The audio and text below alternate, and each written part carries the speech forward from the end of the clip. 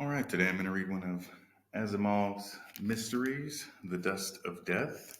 First came out in 1957, and it's following his mystery stories.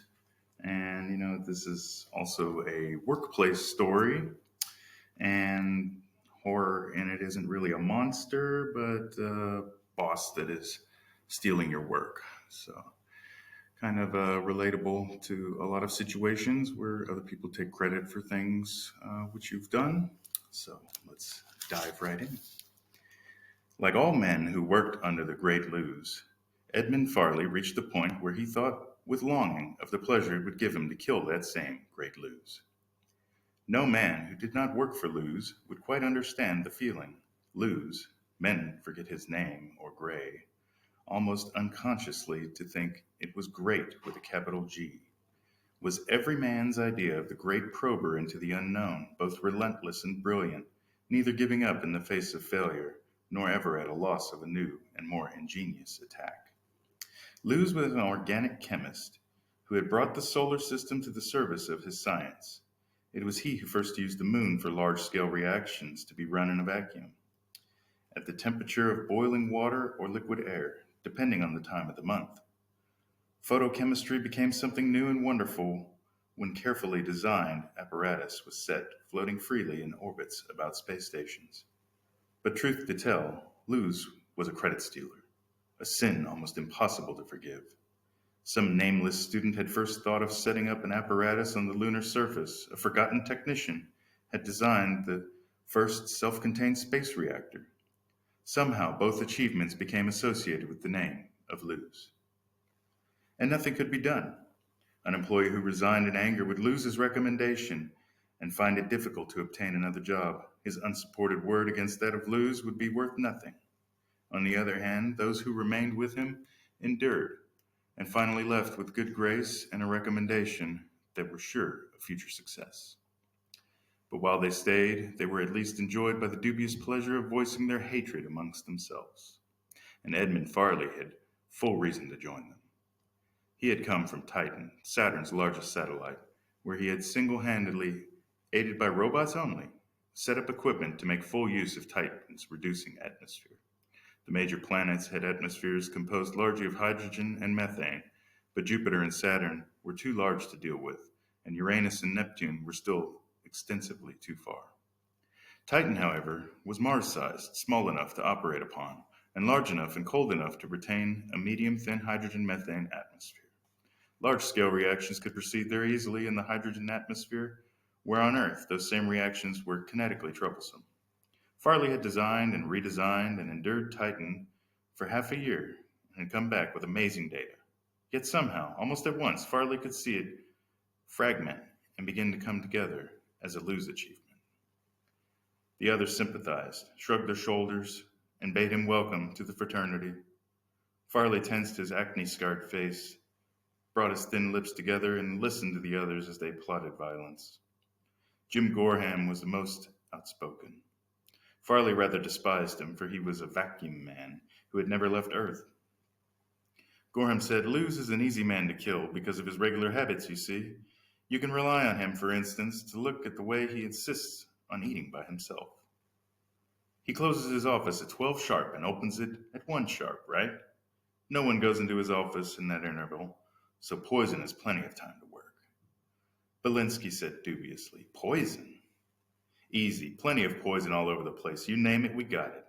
Okay then, Luz eats 1 Swiss cheese on rye with a special kind of relish knee-deep in onions. We all know that, right? After all, we can smell him all afternoon, and we all remember the miserable howl he raised in the lunchroom, ran out of the relish once last spring. No one else in the place would ever touch the relish, so poison in it would hit only Luz and no one else.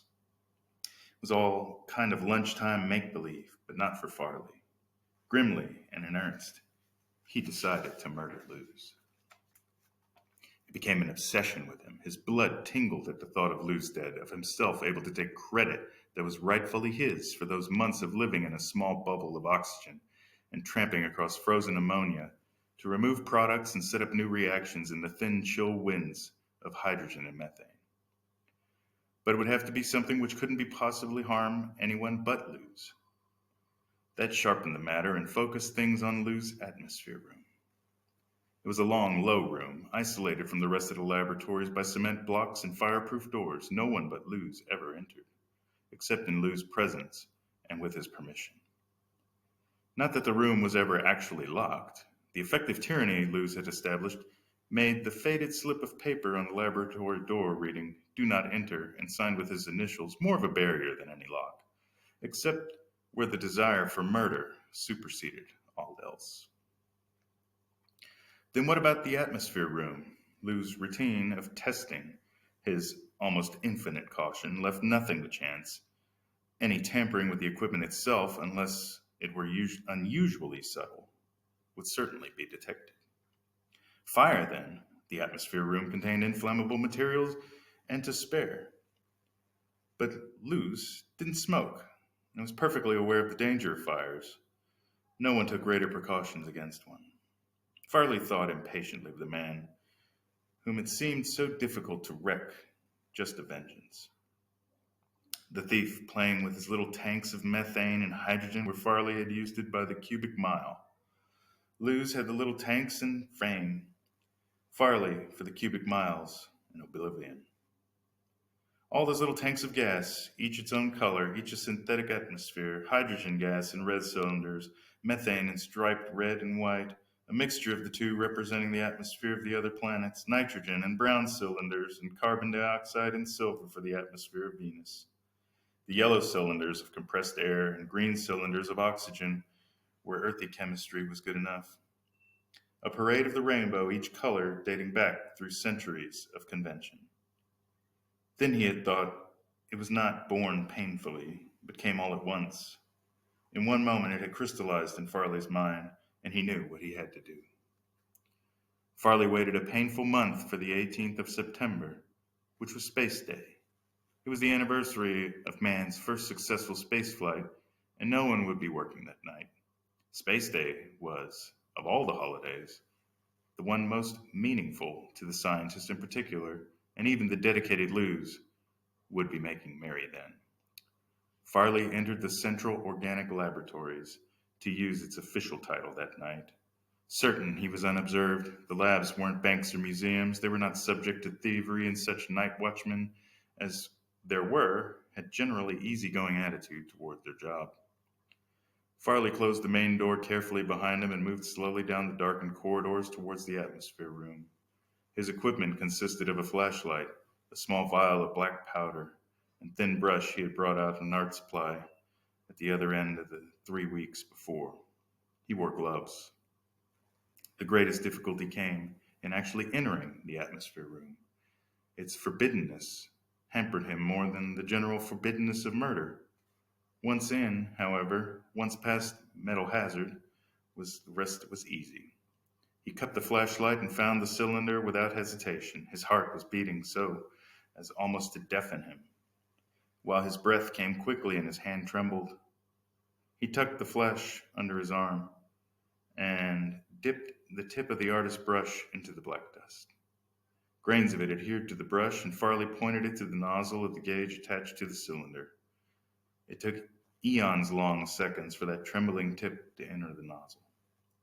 Farley moved it about delicately, dipped it into the black dust again, and inserted it once more into the nozzle. He repeated it over and over, almost hypnotized by the intensity of his own concentration. Finally, using a bit of facial tissue dampened with saliva, he began to wipe off the outer rim of the nozzle, enormously relieved that the job was done and he'd soon be out. It was then his hand froze, and the sick uncertainty of fear surged through him. The flashlight dropped clattering to the floor. Fool, incredible and miserable fool, he hadn't been thinking.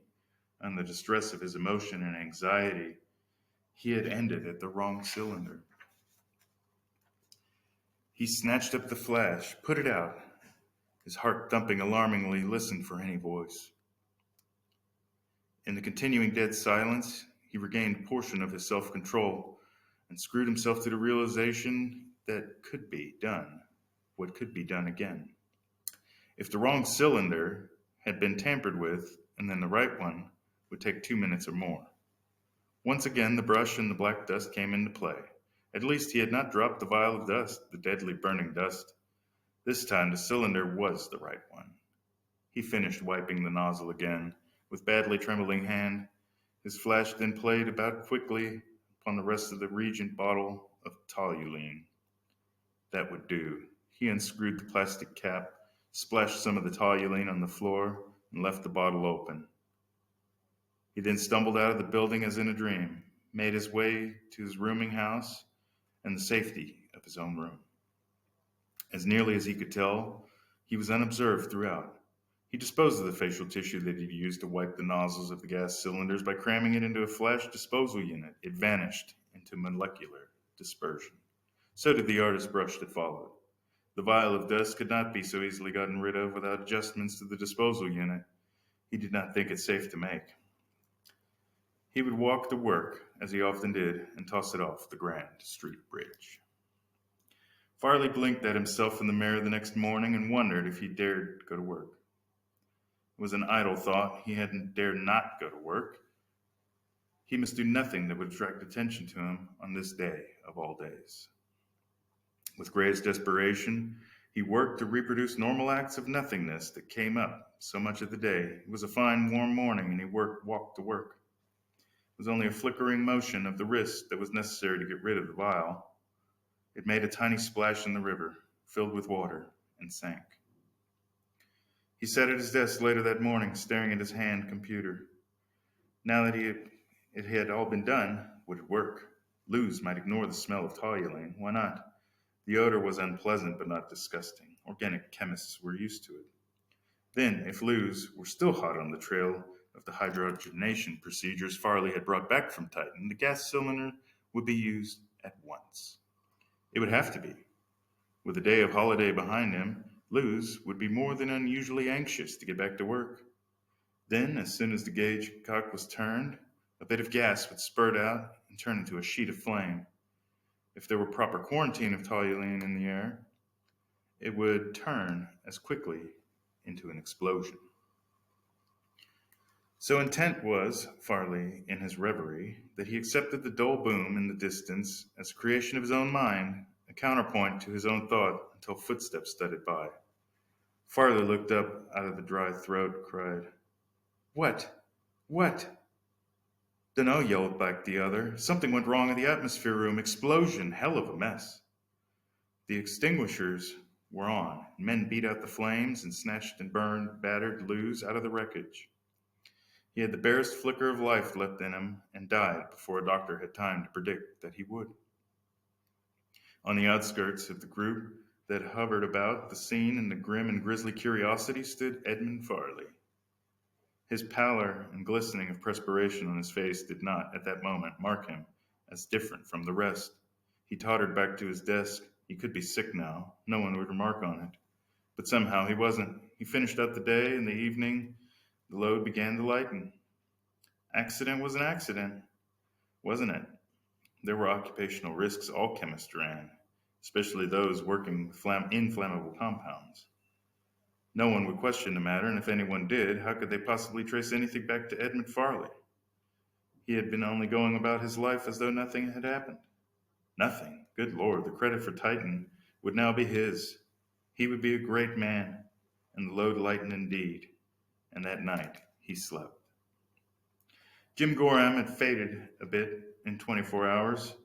His yellow hair was stringy, and only a light color of his stubble masked the fact that he was needing a shave badly.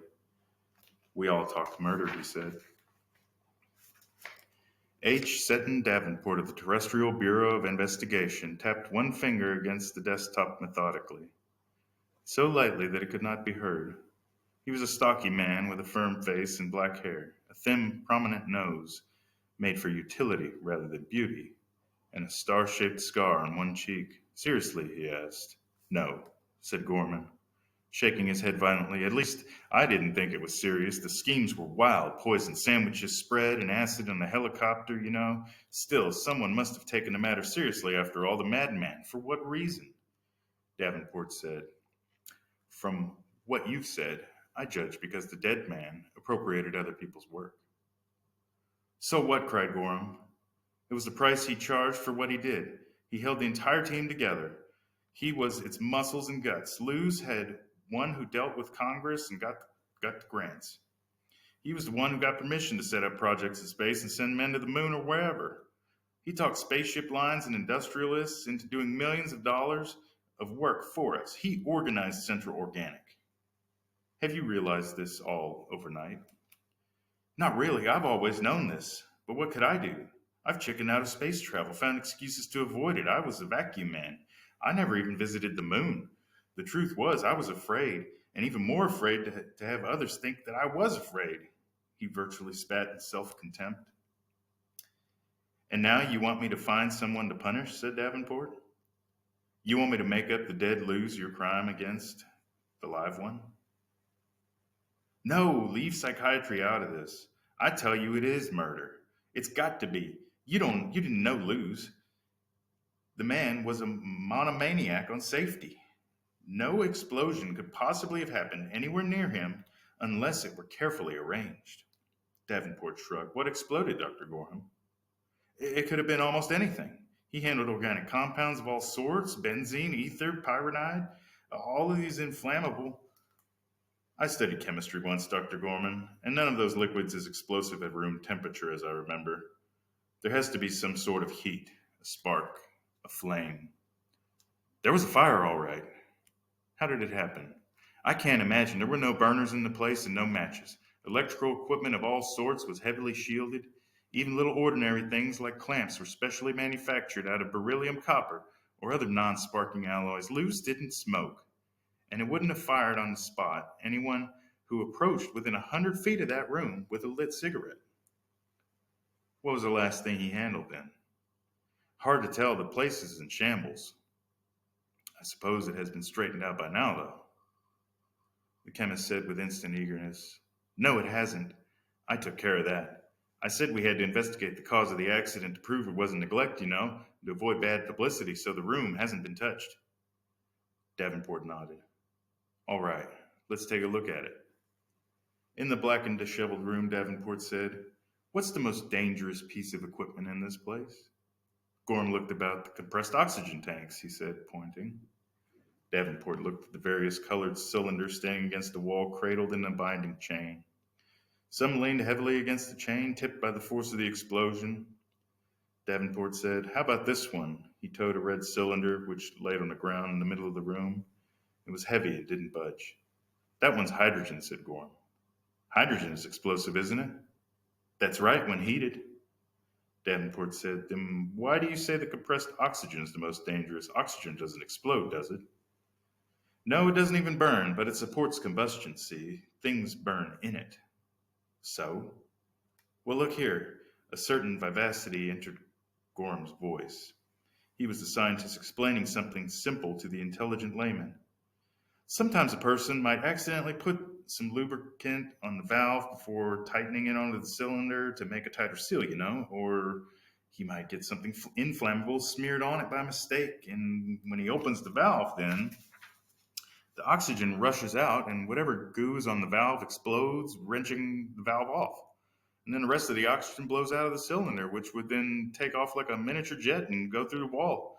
The heat of the explosion would fire other inflammable liquids nearby. Are the oxygen tanks in this place intact? Yes, they are. Davenport kicked the hydrogen cylinder at his feet. The gauge on this cylinder reads 0. I suppose that means it was in use at the time of the explosion and has emptied itself since then. Gorham nodded. I suppose so. Could you explode hydrogen by smearing oil on the gauge? Definitely not. Davenport rubbed his chin. Is there anything that would make hydrogen burst into flame outside of a spark of some sort? Gorham muttered, catalyst, I suppose. Platinum black is the best. That's powdered platinum. Davenport looked astonished. Do you have such a thing? Of course, it's expensive, but there's nothing better for catalyzing hydrogenations. He fell silent and stared down at the hydrogen cylinder for a long moment. Platinum black, he finally whispered, I wonder. Davenport said platinum black would make the hydrogen burn then.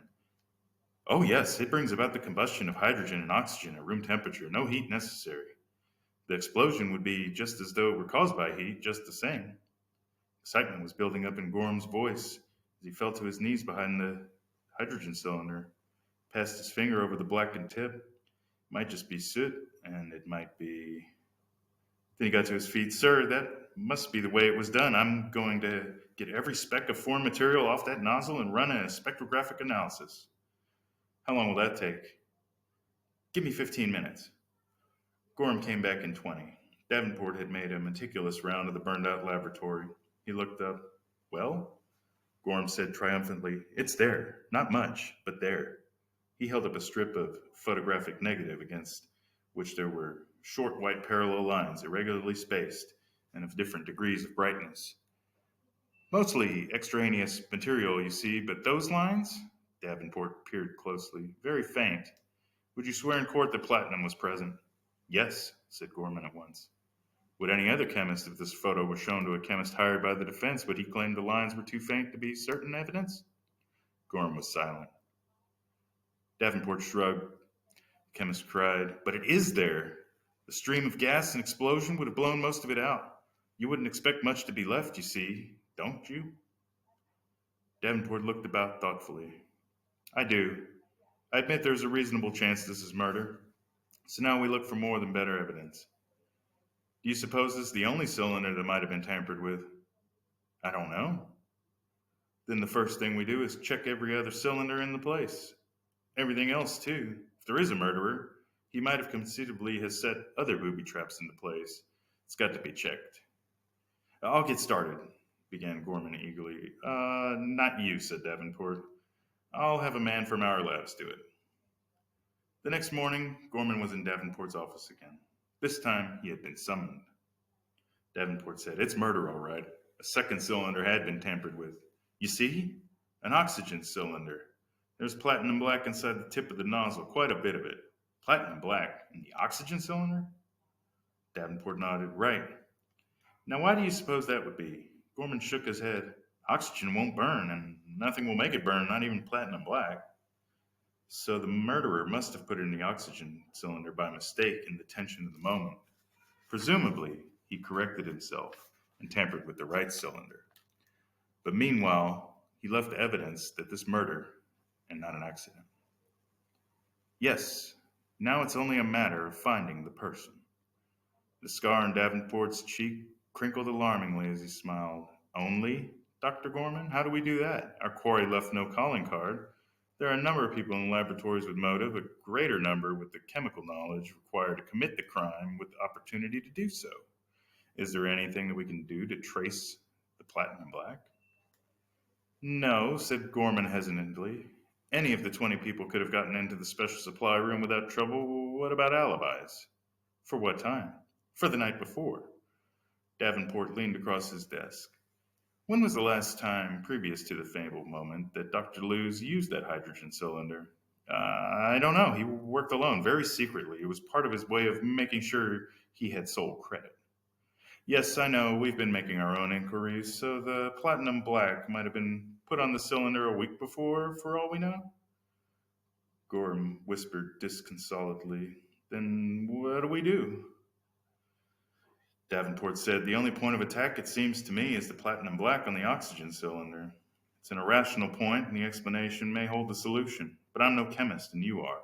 So if the answer is anywhere, it's inside you. Could it have been a mistake? Could the murderer have confused the oxygen with the hydrogen? Gorham shook his head at once. No, you know about the colors. A green tank is oxygen, a red tank is hydrogen. What if he were colorblind? Asked Davenport. This time Gorham took more time. Finally he said, No, colorblinded people don't usually go in for chemistry. Detection of color in chemical reactions is too important. And if anybody in the organization were colorblind, he'd have enough trouble with one thing or another so that the rest of us would already know about it. Davenport nodded. He fingered the scar on his cheek absently. All right, if the oxygen cylinder wasn't smeared by ignorance or accidents, could it have been done purpose, deliberately? I don't understand you. Perhaps the murderer had a logical plan in mind when he smeared the oxygen cylinder, then changed his mind. Are there any conditions where platinum black would be dangerous in the presence of oxygen? Any conditions at all? You're the chemist, Dr. Gorham. There was a puzzled frown on the chemist's face. He shook his head. No, none. There can't be unless. Unless? Well, it's ridiculous, but if you stuck oxygen jet into the container of the hydrogen gas, platinum black on the gas cylinder would be dangerous. Naturally, you'd need a big container to make a satisfactory explosion. Suppose, said Davenport, our murder had counted on filling the room with hydrogen and then having the oxygen tank turned on. Gorham said with a half smile, but why bother with the hydrogen atmosphere then? The half smile vanished completely, while a complete pallor took its place. He cried, Farley, Edmund Farley. What's that? Farley just returned 6 months on Titan, said Gorman in gathering excitement. Titan has the hydrogen methane atmosphere. He is the only man here to have experienced such an atmosphere. And that's all making sense now. On Titan, a jet of oxygen will combine with the surrounding hydrogen if heated or treated with platinum black. A jet of hydrogen won't. The situation is exactly the reverse of what it is here on Earth. It must have been Farley. When he entered Lou's lab to arrange the explosion, he put platinum black on the oxygen out of recent habit. But the time he recalled the situation was the other way around on Earth. The damage was already done. Davenport nodded in grim satisfaction. That does it, I think. His hand reached out to an intercom and he said to the unseen recipient on the other end, send out a man to pick up Dr. Edmund Farley at Central Organic. The end. Hope you guys enjoyed Asimov's mystery, one of many he's written over the years.